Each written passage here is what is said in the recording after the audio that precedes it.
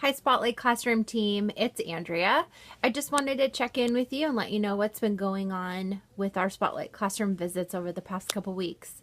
So I'm going to start with the gate teachers visit. The first class we went into was Lisa's 6th grade classroom, and some of the connections that they had were with Lisa was doing mixed pair share but playing music for her 6th graders, and they just really connected with how much music moved the class and helped the kids connect, and the kids were very much on task once Lisa stopped the music. I really like that. Lisa was also using some task cards that had the gate icons, prompts of thinking, and the students got to pick between the two tasks, and the teachers really liked that sense of choice for the kids.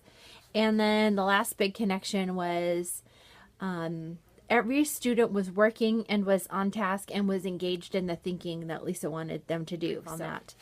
Then we went and saw Alina's 4th grade classroom. They were doing some math, and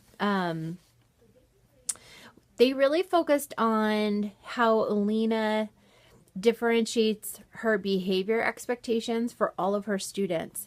And they were very curious. Alina seemed so patient and so calm, and so they were wondering, well, what happens when Alina gets to her breaking point, or if she's having a bad day, or what happens when the student crosses into inappropriate behavior, and what is that line? And that was also a really interesting conversation. The last classroom that we visited was Carlos, and his kids were doing a Socratic seminar.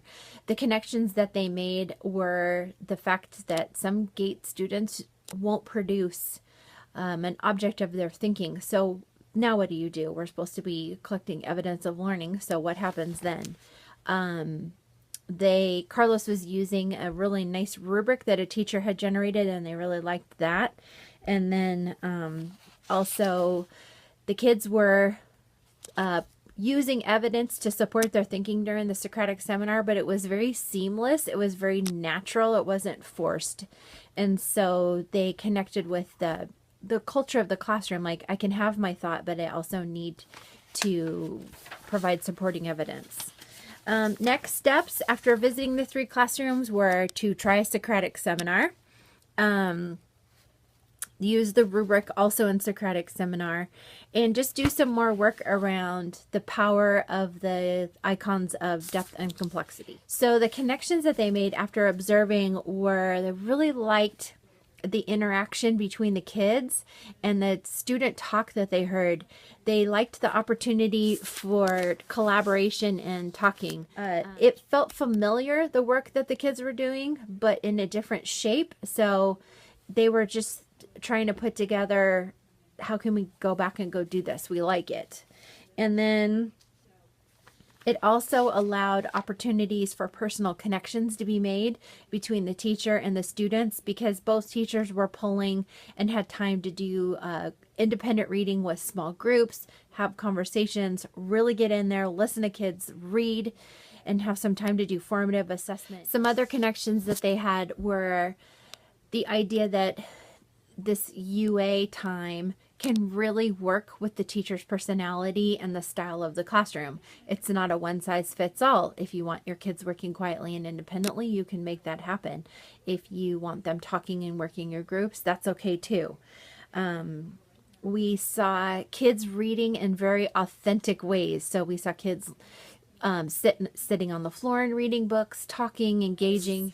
Tamara has her students pre-read the leveled readers before they come and work with her in a small group.